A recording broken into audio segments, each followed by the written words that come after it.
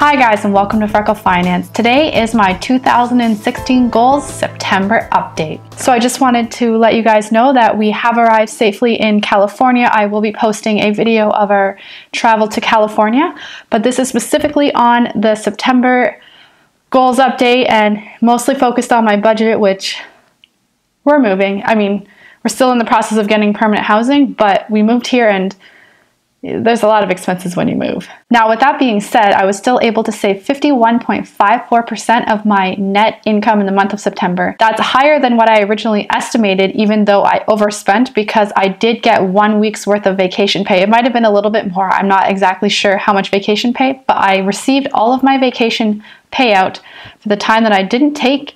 And so that got me extra pay. Plus I had the one paycheck of this month. So since I won't be earning any more income this year, that leaves me with a final total of 48.13% of my net income that I saved. So my original goal was 45%. So clearly I have exceeded that amount, although it was lower than what I had bumped it up to. So it's a little bit disappointing because of that. However, 45.13% is nothing to balk at. It is a huge amount of income that I was able to save, and I am still very proud of myself for it. That being said, I still did spend a lot of extra money that wasn't initially anticipated, even though I anticipated a higher than normal spending amount. And that's just because basically most of our friends wanted to see us before we left, and that involved going out for food a lot, for dinner, coffees, just other things. And then we were both at his parents' house and we would get bored during the daytime, so we'd go out and find something to do, and that did cause us to overspend. It wasn't a ridiculous amount, but the vast majority of the money that we spent was on food, and we didn't even really buy any groceries for the 2 weeks that we were at his parents' house because they provided all of that for us. As well as spending extra for going out for food, my night guard broke, and the night guard is very important for me. I grind my teeth pretty badly, or at least I clench my jaw pretty badly at night. It causes me a lot of jaw pain and other stuff, and I really need it, and I don't have one yet, and I have not spent the money to get a new one because we didn't have benefits. So this is going to be something that is going to cost us money while we're here, but I'm waiting to make sure everything is set up perfectly for dental and everything before I go to a dentist and find out how much it's going to cost me out of pocket, because I know that it won't be covered 100% with our benefits. That being said, I did stop by a Shoppers and get one of those night guards that you can buy at the drugstore. I didn't like it. I couldn't get it to stay in my mouth very well. It kind of stayed on half my side and not the other side, and oh, I'm going to be so excited but so sad to have to spend the money on a new night guard. But that was one of those disappointing spendings that comes about, kind of an emergency situation. You can't anticipate it, and I have no idea how my night guard broke, and oh, I'm so sad. I only had it for a year. As well, related to the move, and this was one of the expenses that was unexpected and mostly mine and my husband's fault, but we were checking my phone to see if it really was unlocked, because that's what I had a Win phone, and that's what Win told me that it was. And I put a SIM card that was too small in it, and we tried to sort of force it out, and we broke the SIM card reader on my phone.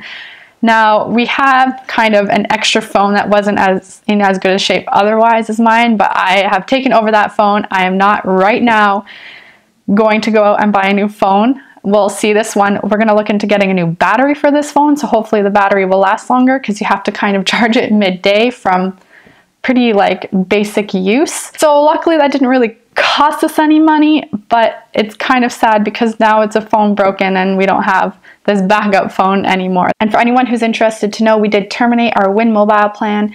We are no longer using it. We didn't have to have any overlap, any extra month of pay, so that was really good. I did have to pay out for the phone that is now broken, but it was only about $62, and I wasn't on contract, and we only paid about $40 a month for it, so it's not that big of a deal. And the plan that I took here was a pay-as-you-go T-Mobile plan for $40 a month.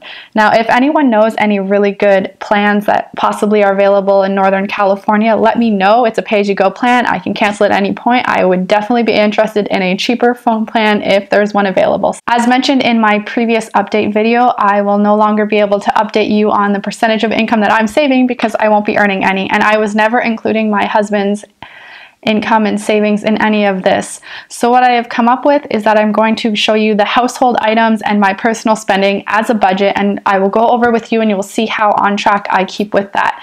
And I'm gonna have sinking funds, so I'm kind of gonna be saving some money, you know, for Christmas and birthdays and stuff like that, and some vacations. So I will show you some of my savings. It's not going to be the whole household budget or anything like that, but I do want you guys to see the progress and see that I am keeping on a budget. And as well, I would love to switch it to showing savings for the whole family, but the way our income is being distributed is different than what we're used to, and we won't be saving on a monthly basis anyways.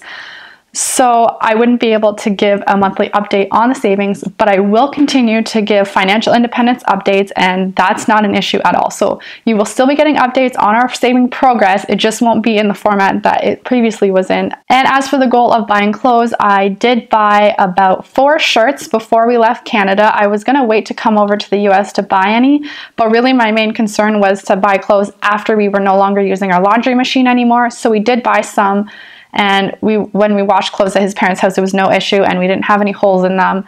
So I was able to get clothes for that, and I will continue to get some more clothes while we're here so I can finally start wearing shirts that have no holes in it, which you guys can't see because that part of my shirt is not exposed to you guys. But yes, it's a major damage in a lot of my clothes, and so it's like starting all over again. And I will need some more long sleeve shirts because the weather does get a bit chillier here than I was expecting. Like there's a cool breeze in this area, so it's not quite as hot as I thought it was going to be. As well, I did save my regular amounts into my travel sinking fund, even though we're now starting a combined sinking fund.